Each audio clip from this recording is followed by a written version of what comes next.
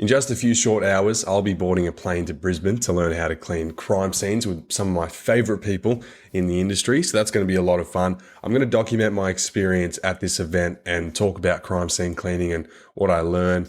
I'm also going to try to interview Mrs. Muscle Cleaning, the guys from Kings, Scott and Gabby, and also Megan from Valley to Beach Forensic, because she's already in the trenches doing this sort of cleaning, which is really cool. Crime scene cleaning is a niche I've been eyeing for a while. And from my experience talking to a lot of other people in the industry, they also seem to be interested in it too. But most people just don't know how to get into it. It is a pretty high barrier of entry, especially getting customers in that space. You really need to know people or, be really savvy with Google Ads, because it's not just, it's not easy to pick up like crime scene cleaning jobs and things like that. You do really need to know your stuff and be connected. So for that reason, most people can't really break into the space. I'm hoping that I can do something here because it's something that's always interested me, and I think it's a really cool thing. So I'm going to interview, as I said, Megan from Valley to Beach. She is really awesome. We have a group chat together. Mrs. Muscle, the Kings people, and Megan. We all talk to each other and share experiences, which is really, really great. I think everyone needs a support system like that. When you're alone in this business, it can feel really lonely. And so if you surround yourself with a couple of like-minded people that you can bounce ideas and experiences off, then that really goes a long way. So, if you can find some friends, just go follow some people on Instagram, talk to people, DM people, swipe up on their stories. It really does go a long way when you have friends in the industry. You don't feel so isolated. But yeah, so I'll be boarding a plane in a couple of hours. That's going to be really fun. With how often I'm going to Brisbane, I should just move there at this point. I went there 3 weeks ago and I'm back today. So yeah, Brisbane's a really cool place. A lot of cleaners out there. I've got a lot of friends in Brisbane and the Gold Coast and even the Sunshine Coast. It's a very, very populated area for cleaners.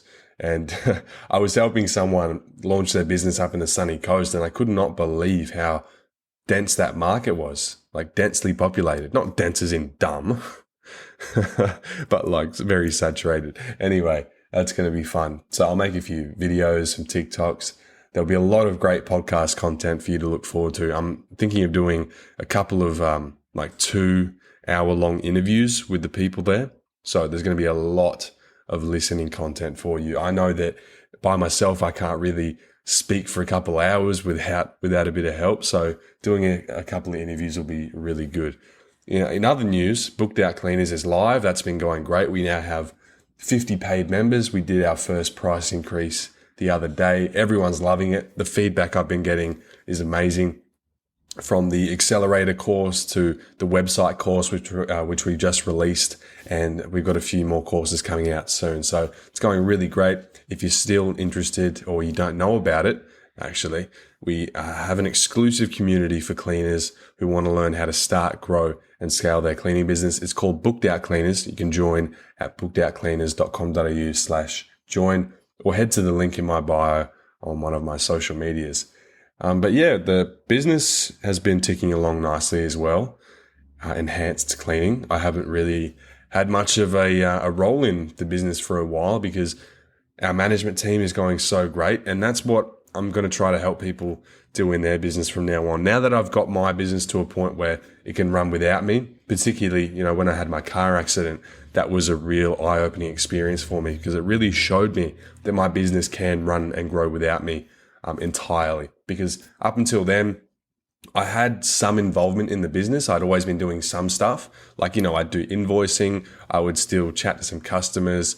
I would still just have my finger on the pulse. But after my crash, I could not do anything. And so I had to get my assistant to step up and do the couple of things I was doing. She did that, handled it perfectly. Stacey continued to add more customers and train staff with all the supervisors. And by the time I got back 2 months later, the business had grown by about $100,000 a year. So just incredible feeling to have a business that can run without you, and not only run without you, but grow. That's the key distinction there. Most people, when they say they have a business that runs without them, it will run without them until they run out of runway, and then it just crashes and burns. You want a business that can grow without you too, which is very difficult to do. You need a very good team, and you need a very good set of systems in place for that team to follow. So I've gotten to that point now. It's taken 4.5 years, but we're finally here. And I was someone that had no distractions. I had no bills to pay, no kids, no wife, no nothing. So, and it still took me 4.5 years, right? So for a lot of people, it's going to take a lot longer because they don't have it as easy as I did. I was living with my grandparents. I started the business out of their shed. They didn't even make me pay rent for a very long time. And yeah, it still took me that long. So my aim is to help people do it a lot faster. That's why I started my TikTok. That's why I started the podcast. And that's why I've also started my paid community. And I'm really excited about that because I don't know about other people, but I get a kick out of helping people, right? The success that I experience for myself, I can never feel that again because I've already done it. But if I help other people do it and I can bring, a joy and purpose to other people's lives and maybe change their lives through business, then that will give me that same sort of feeling and I'll feel fulfilled in myself as well. So I'm really excited to embark on this journey and help people. It's something I've been wanting to do for a while, but I wanted to wait until my business was at a point where I kind of had the authority to be doing it. I didn't want to be helping other people grow and scale their businesses when I had a business that needed to scale already, like a business that was in shambles basically, because I know some people out there that have businesses that aren't run very well at all. They're not as big as they say they are, and they're out there coaching. So I didn't want to be one of those people, which is why I've waited so long. But I think now is a great time. And you do have to be patient in business a lot of the time. You can oftentimes see the vision. Like I've seen the vision in my head for 2 years where I want it to be. It just took that long to get here. I did all the right things. There's obviously a lot of setbacks along the way, but you do need a lot of patience because especially when you can see it in your head and you're like, I'm so close, I'm right at the finish line, but I just can't get there yet. It can be frustrating. It's business is a very big mental game. I say this all the time. Most people are too quick to drop out of the race. If you can survive the first 6 months of business, that's where the most ups and downs will be ever. In that first 6 months, that's where you're learning. It's where you're tripping and falling over a lot. It's where you're picking yourself back up. If you can get through those first 6 months, then you're going to be a successful business owner. If you continue to do the right things, listen to things like this, do your research, educate yourself. As long as you have that persistence, you will succeed because business is just a mental game. It's a numbers game and it's a mental game. On the technical side of things, you need to know the numbers, you need to know the math, right? If you got that and you've got the mental side of things covered, like if you're resilient, if you're stubborn, which is a great trait to have in business, if you've got those two things, you will do well in any business. That's all it really takes. People are always giving up too early. And I think a big part of it is people are comparing themselves to what they see on social media too much, right? Like even I was doing that for a long time. I still do it to this day. I'm guilty of it and I try not to do it, but subconsciously, you can't help it. I feel like a lot of people are kind of like that. Like if you experience a problem in the business, you feel like you're the only one going through it. It's funny how that happens. Even me, 4.5 years in, something will happen and I feel like I'm letting myself down and I feel like I'm failing. But then I have to remind myself like, no, this is a necessary evil. Like this is going to happen in business. This is probably happening to a lot of people, but they just don't talk about it because people don't talk about their problems. We had problems with our staff recently where we had a batch of 10 trainees. And usually, statistically, like we're talking about the numbers here, when we have 10 trainees, we're going to have at least 5 of those that we can actually bring on board and hire. And we only needed 3 cleaners. So I was like, okay, we got 10 trainees. We usually get at least 5 out of that we can hire. And we only need 3. So we're good. Well, those 10 trainees did not pan out in the worst way possible. And I was just blindsided by it. First time that's ever happened to us where we had that many trainees. And I think we got 1 employee out of it. Wasted a lot of money, a lot of time. We did 100 interviews to to narrow it down to those 10 people. Actually, no, sorry, I'm lying. We did 50 interviews to narrow it down to those 10 people. And then we only got one employee out of it. So it's very, very disheartening. And we were in a bit of a rut because we needed 3 cleaners, but we only had 1.